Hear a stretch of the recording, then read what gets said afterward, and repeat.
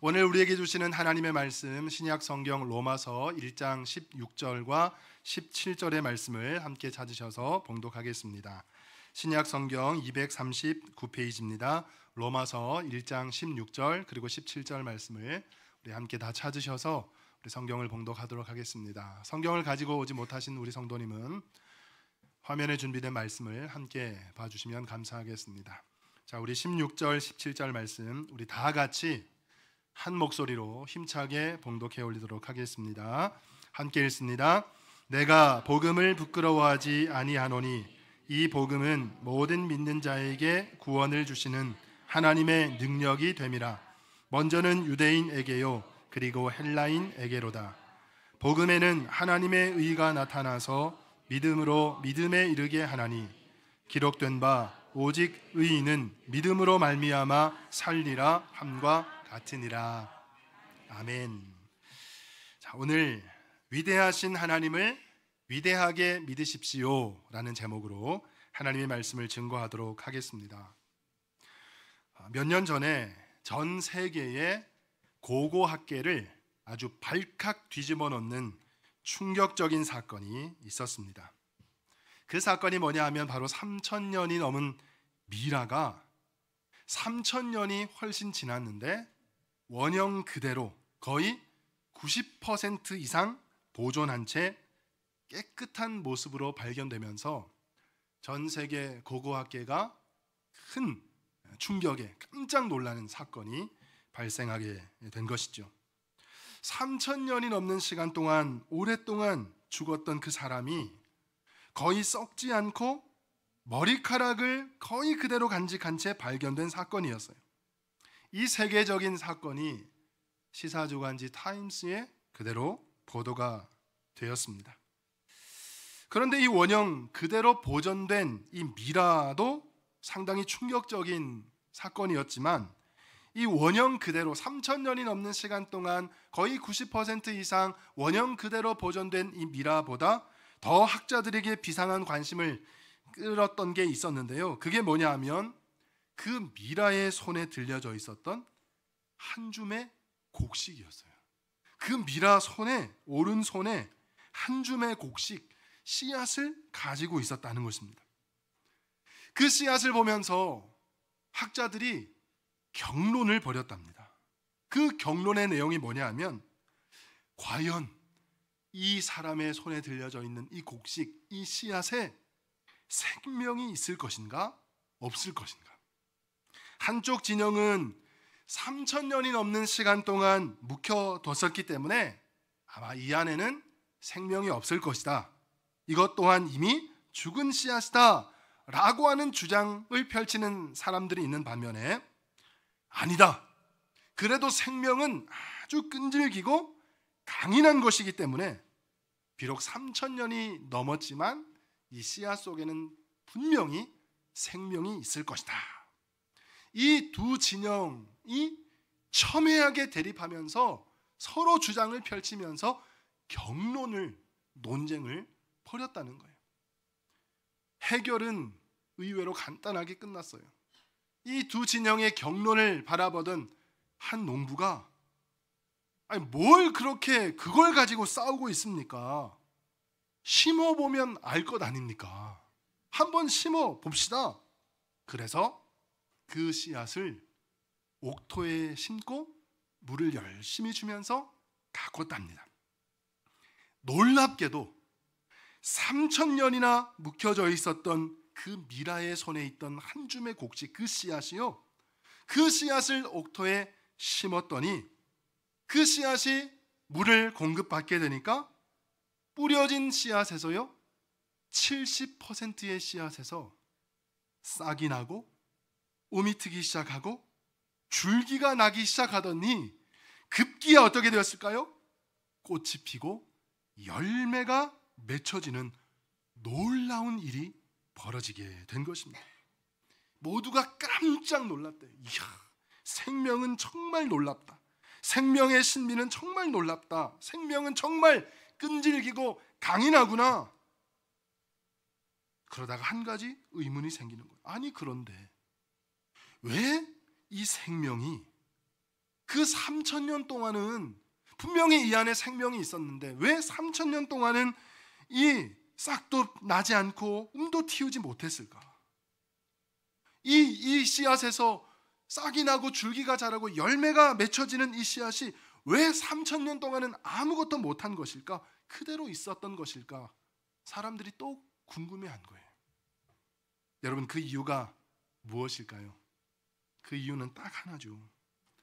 생명을 품고 있는 씨앗이지만 그 생명의 씨앗이 죽은 사람의 손에 들려져 있을 때는 이게 3,000년이 아니라 3만 년이 아니라 30만 년이 지난다 할지라도 아무 소용이 없다는 것이에요. 생명을 품고 있는 씨앗이 어디에요? 옥토에 심겨지고 생명수를 공급받을 때, 그리고 따뜻한 햇살을 받을 때 그 씨앗 속에 잠재되어 있던 생명의 능력을 비로소 발휘할 수 있게 된 것이죠. 사랑하는 성도님, 우리 사랑하는 성도님 한 분 한 분 속에는 하나님이 예비하신 놀라운 꽃과 열매, 놀라운 축복의 생명들이 담겨져 있다는 사실을 꼭 믿으시기 바랍니다. 그런데 왜 우리의 삶에 이 놀라운 생명, 꽃의 영광과 열매의 기쁨이 나타나지 않는 걸까요? 그건 바로 한 가지 이유예요. 우리 안에 생명이 없는 게 아니에요. 우리 안에 싹이 없는 게 아니라 줄기와 열매가 없는 게 아니에요. 우리 안에 축복이 없는 게 아니라 그동안 우리가 죽은 자의 손에 들려져 있었던 거예요. 죽은 자의 손에 들려져 있던 씨앗처럼 죽은 사상과 세상의 가치관과 그리고 우리가 가지고 있는 절망과 부정과 소극의 그 모든 죽은 자의 사상에 잡혀 있었기 때문에 우리 안에 생명이 있음에도 불구하고 그 생명이 싹도 한번 제대로 튀어보지 못한 것이죠. 그래서 우리 사랑하는 성도님들, 오늘도 복된 주일, 기쁨이 넘치는 주일, 주님의 앞에 예배드리는 자리에 너무너무 잘 나오셨습니다. 우리 사랑하는 성도님 한 분 한 분 우리 모두가 오직 예수의 손에 잡혀지시기를, 생명의 옥토에 뿌려지시기를 주님의 이름으로 축원드립니다. 지금 우리가 비록 너무너무 부족하고 부끄럽고 연약한 모습이라 할지라도 우리가 하나님의 말씀에 사로잡히기만 한다면, 위대하신 하나님의 손에 사로잡히기만 한다면, 생명의 옥토에 뿌려지고 성령의 단비를 흡족하게만 받는다면 우리 이 시간 나오신 사랑하는 성도님 한 분도 예외 없이 다 우리 인생에 싹이 나고 줄기가 힘있게 뻗어가며 꽃이 피고 열매 맺는 놀라운 축복의 인생, 승리의 인생을 살게 되실 줄로 믿습니다. 자, 그렇다면 왜 우리는 우리 삶에 이 놀라운 생명을 품고 있음에도 불구하고, 하나님의 생명, 하나님의 놀라운 능력을 품고 있음에도 불구하고 우리 일상생활에서 그 능력을 경험하지 못하게 되는 걸까요? 그 이유를 오늘 우리가 읽은 본문 말씀을 통해서 몇 가지 가르쳐 주시는데요, 구체적인 이유 몇 가지 중에 첫 번째, 오늘 본문 말씀 1장 16절 말씀입니다. 이렇게 말씀하고 있습니다. 내가 복음을 부끄러워하지 아니하노니, 이 복음은, 함께 읽겠습니다. 이 복음은 모든 믿는 자에게 구원을 주시는 하나님의 능력이 됨이라. 아멘. 여기까지 하겠습니다. 자, 분명하게 말씀합니다. 이 복음은 믿는 자에게 뭐라고 말씀하세요? 능력이 된다고 분명하게 성경에서 누가 말씀하신 겁니까? 하나님이 말씀하셨어요. 자, 문제는 하나님의 능력이 없기 때문이 아니라는 거예요. 그 앞에 뭐라고요? 자, 믿는 자에게 구원을 주시는 하나님의 능력이 된다. 문제는 뭡니까? 내가 믿음으로 살지 못하기 때문이라는 것입니다. 하나님께 능력이 없는 게 아니라는 거예요. 뭐가 문제입니까? 믿음으로 살지 못하는 내가 문제라는 거예요. 우리 안에 믿음이 없기 때문에. 저를 따라 우리 사랑하는 성도님 힘차게 외쳐주시기 바랍니다.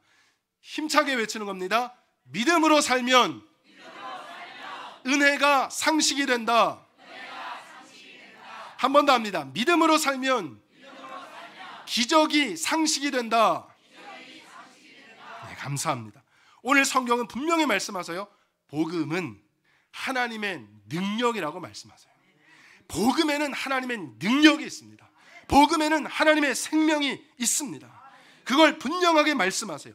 예수 그리스도로 말미암아 우리의 영혼이 구원받고, 우리의 영혼이 구원받을 뿐만 아니라 우리 모든 육체가 질병에서 해방받으며, 이 시간 질병으로 고통받는 성도님들에게 예수 그리스도의 치유의 은혜가 함께 하시기를 주님의 이름으로 축복합니다. 우리의 영혼이 구원받을 뿐만 아니라 병든 육체가 치유함을 받습니다. 육체가 치유함 받을 뿐만 아니라 우리 인생 가운데 주님 주시는 기쁨으로 충만해지고 하는 모든 일들마다 하나님의 능력을 경험하게 되는 그 능력을 하나님이 주시겠다고 분명히 약속하셨습니다. 그럼에도 불구하고 그 능력을 체험하지 못하는 이유는 그 능력이 우리의 일상이 되고 우리의 상식이 되고 그래야 되는데, 그 능력 받는 것을 어쩌다가 정말 특정한 사람에게만 일어나는 기적으로 생각할 수밖에 없는 그 이유가 무엇이라고요? 바로 우리에게 믿음이 없기 때문에, 우리가 믿음으로 살지 못하기 때문이라는 거예요. 오직 의인은 믿음으로 말미암아 살리라 그랬는데, 여기에 우리 현실적인, 우리 실존적인 문제가 있는 거예요. 믿음으로 살고 싶은데 그렇게 안 되는 거예요.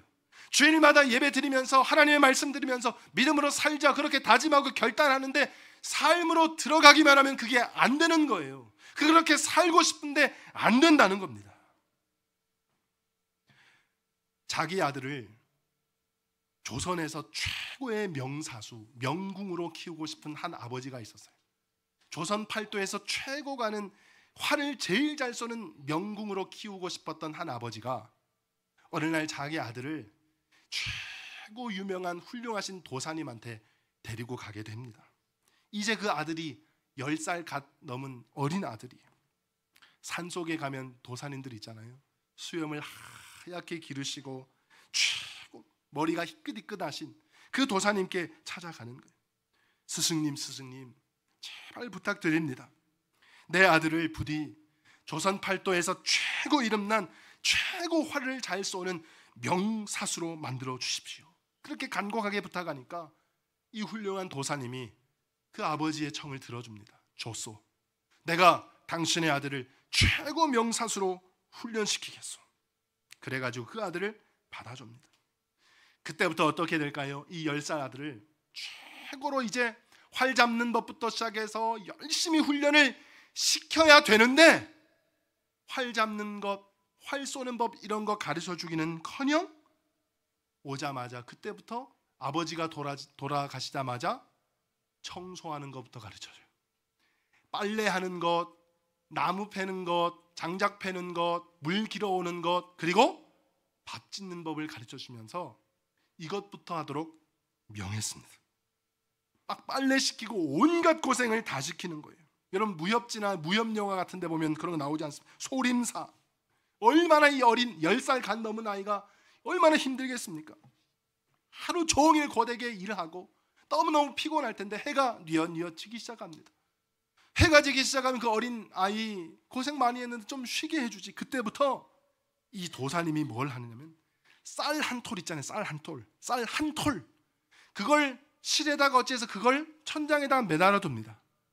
방에 들어온 아이 보고 잠도 못 자게 하고 쉬지도 못하게 하고 밤이 맞도록 늦은 시간이 되도록 그 쌀 한 톨만 가만히 쳐다보도록 훈련시키는. 그러니까 이 아이가 얼마나 괴롭겠습니까? 너무너무 피곤한데 하다가 꾸벅꾸벅 막 졸기라고 하면 잠깐이라도 딴짓하기 시작하면 불호령이 떨어집니다. 회초리로 막 매질을 하면서 이 아이가 얼마나 고통스러웠겠습니까? 그래서 이 아이가 견디질 못하고, 아니 활 쏘는 법 가르쳐 주라니까 활은 잡지도 못하게 하고 활 근처에는 가지도 못하게 하고 맨날 허드렛 일만 시키면서 엉뚱하게 쌀 한 톨만 매일 저녁마다 그거 보라고 시키니까 괴로워서 견딜 수 없던 이 아이가 결국 도망을 칩니다. 도망가면 어떻게, 이 도사님이 사람 풀어가지고 이놈 잡아와라. 잡아와서 또 호되게 매질하고 또 허드렛 일 시키고 또 쌀 한 톨, 그렇게 도망가고 잡혀오고 훈련하고 그렇게 하기를 반복하기를 10년의 시간이 흘러갑니다. 이 아이가 20대가 훌쩍 넘은 청년이 되었습니다.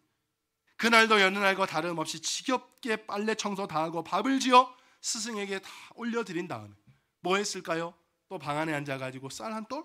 그거 그냥 멍하니 쳐다보고 있는 거예요.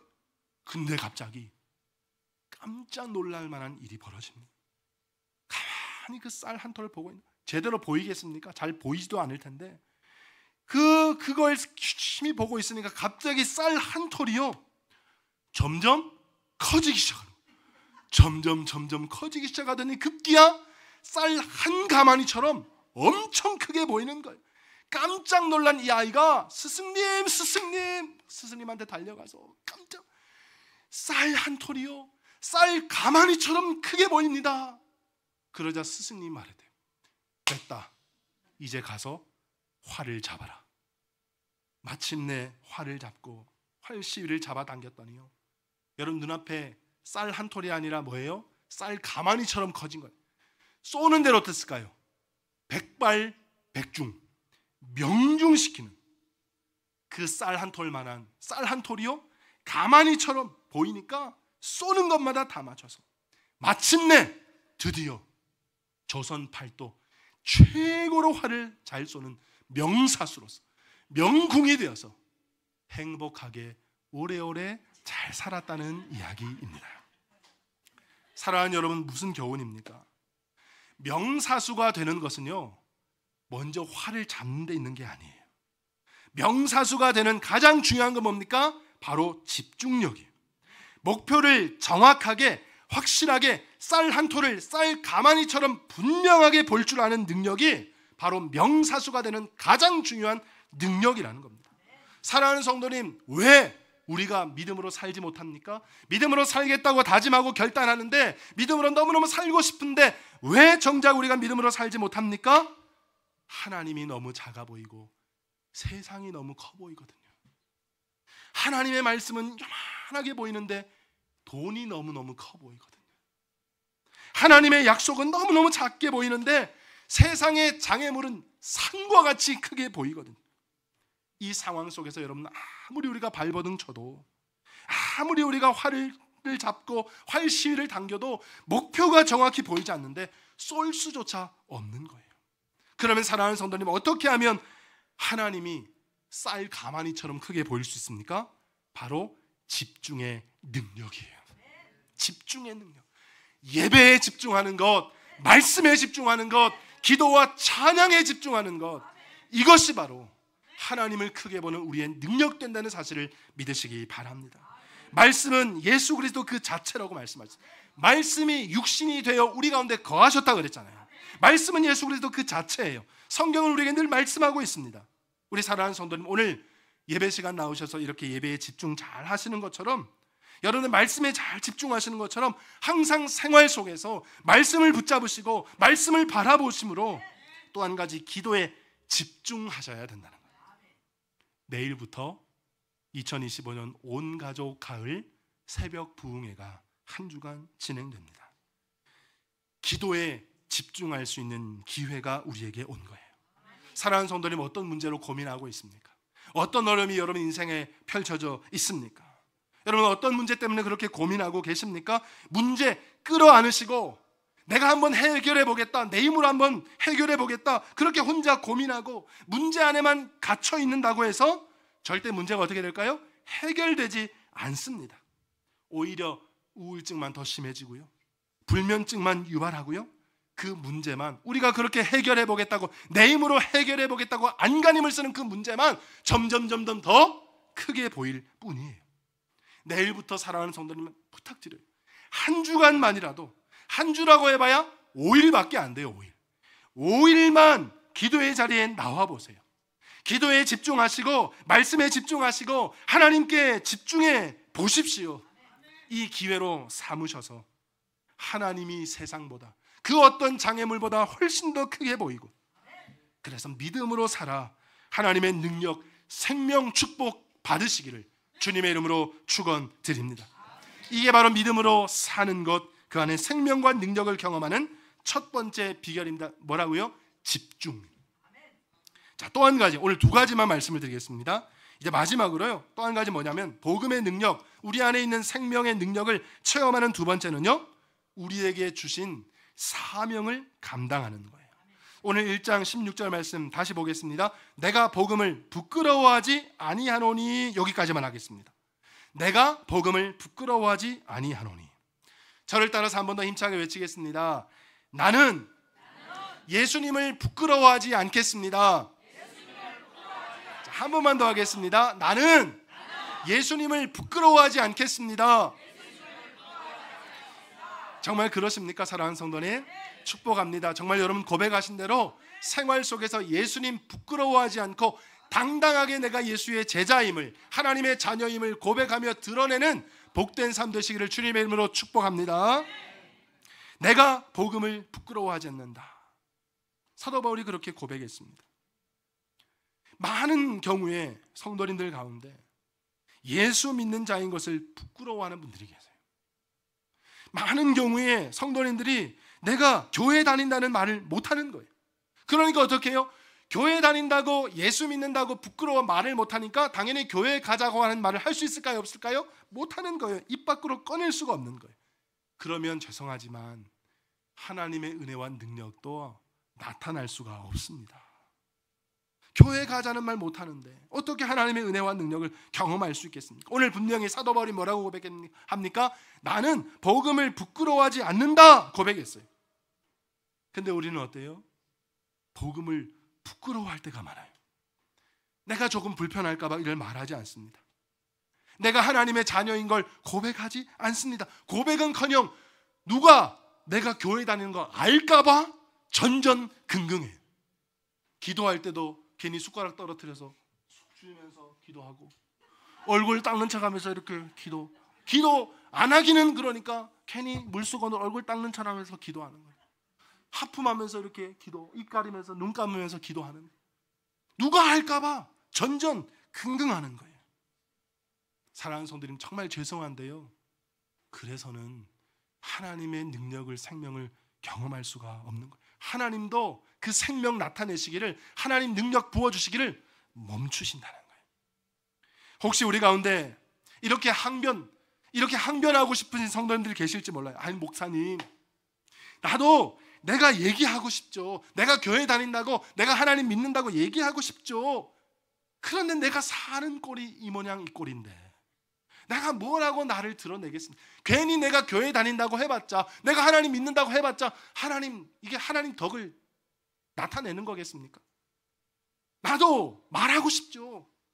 우리 자녀가 교회 다닌다고 신앙생활 열심히 한다고 말하고 싶죠. 근데 우리 자녀가 지금 취업도 못한 상태예요.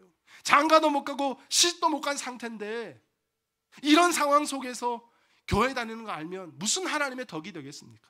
이렇게 항변하고 싶으실지 몰라요. 오히려 하나님 욕먹이 있는 거라고. 그런데 여러분 그건요 우리 생각. 여러분 예전에 개그 콘서트 개그 대사 기억나세요? 허경환이 했던 거 기억나세요? 그건 네 생각이고 그건 우리 생각이라는 거예요. 아니 내가 이런 형편, 내가 이런 꼴로 사는데 무슨 교회 다닌다고 얘기해봤자 하나님 오히려 욕먹이는 거 아닙니까? 그건 우리 생각이라는 거예요. 여러분 지난 수요일에 우리가 요셉 공부했습니다. 여러분 요셉 우리가 잘 알습니다. 요셉을 한번 생각해 보세요. 요셉이요 형들한테 미움받아가지고 어디로 팔려갑니까? 애굽의 노예로 팔려갑니다. 종으로 팔려가요. 종으로 팔려갔는데 요셉이 한 번이라도 아니 내가 내 형편이 지금 종인데 노예 주제에 내가 무슨 노예 주제에 그런 얘기 한 번이라도 한 적 있습니까? 생각도 안 했어요. 오히려 당당하게 어떻게 했어요? 내가 하나님의 자녀입니다. 고백했으니까 어떻게 합니까? 보디발 장군도 인정하지 않았어요. 야, 하나님이 너와 함께 하시는구나. 하나님이 너와 함께 하시구나. 그거 고백했잖아요. 그러고 나서 어떻게 됩니까? 더 안 되죠. 더 안 됐어요. 더 망했어요.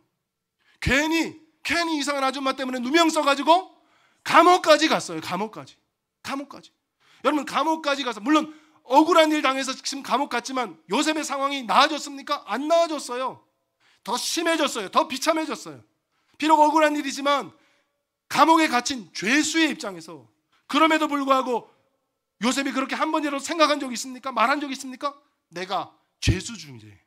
감옥에서 이렇게 옥살이하고 있는 주제에 내가 뭐라고 내가 무슨 하나님을 드러내겠습니까? 한 번도 말하지 않았습니다. 거기서 당당하게 나는 하나님의 자녀입니다. 그래서 자기가 할 수 있는 대로 최선을 다해서 옥중 생활 감당하면서 자기 도움 필요한 사람 다 도와주는 거예요.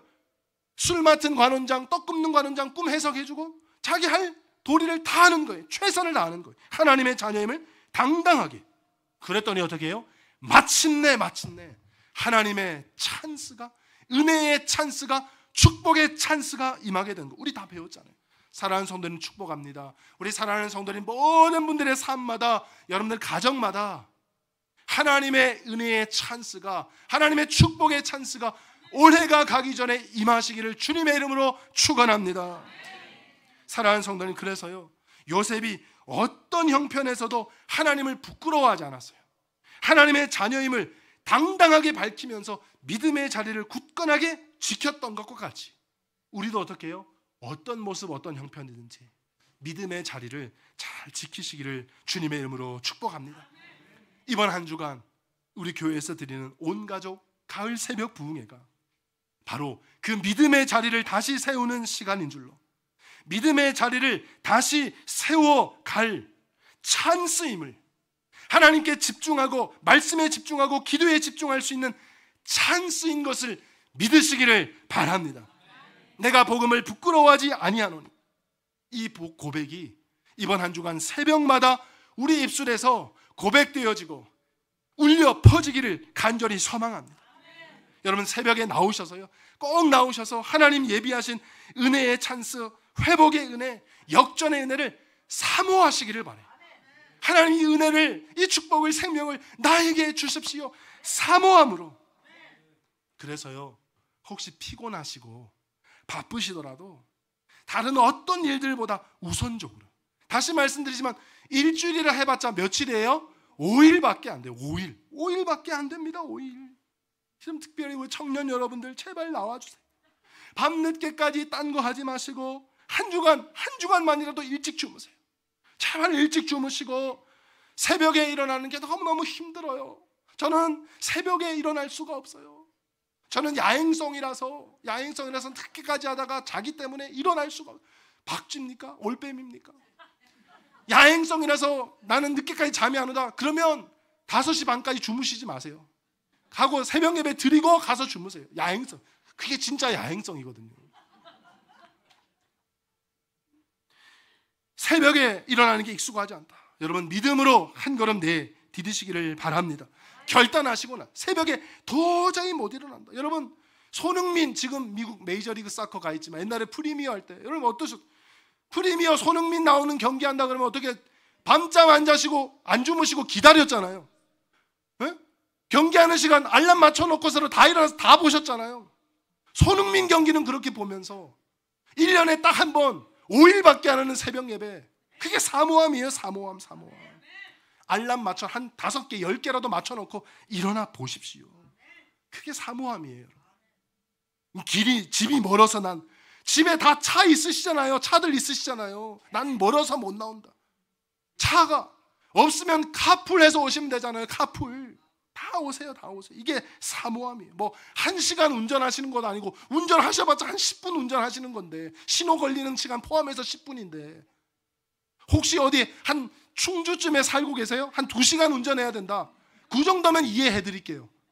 그거 아니면 다 오세요. 10분 늦게 가면 10분이잖아요. 이것도 저것도 안 된다. 그럼 걸어서 오세요. 걸어서라도 오세요. 우리 성도님 운동하시잖아요. 매일매일 2km, 4km 뭐 어디 문성지 10바퀴 돌았다고 하시면서 오늘 만보 걸었네 자랑 많이 하시잖아요. 다 운동은 하시잖아요. 왜 그거 멀어서 못 걸어 나오세요? 차 없으면 걸어 나오면 되죠. 여러분 그게 사모하는 마음이에요. 그 사모하는 한 걸음이 요셉을 감옥에서 궁정으로 이끄신, 요셉을 구덩이에서 세계 최강대국 애굽의 총리로 높여주신 하나님의 역사, 은혜, 하나님의 생명을 경험하는 은혜의 통로가 반드시 될 줄로 믿습니다. 요셉에게 이 은혜의 찬스가 드디어 왔습니다. 애굽의 황제 바로가 그를 부른 거예요. 야, 내가 꿈 꿨는데 이 꿈이 도대체 무슨 말인지 모르겠다. 근데 네가 그렇게 지혜롭다며 꿈마다 정확하게 해석한다고 하니까 너의 지혜로 내 꿈 좀 해석해줘라. 드디어 바로 앞에 불려갔어요. 그때 요셉이 한 말이 중요한데요. 뭐라고 얘기했습니까?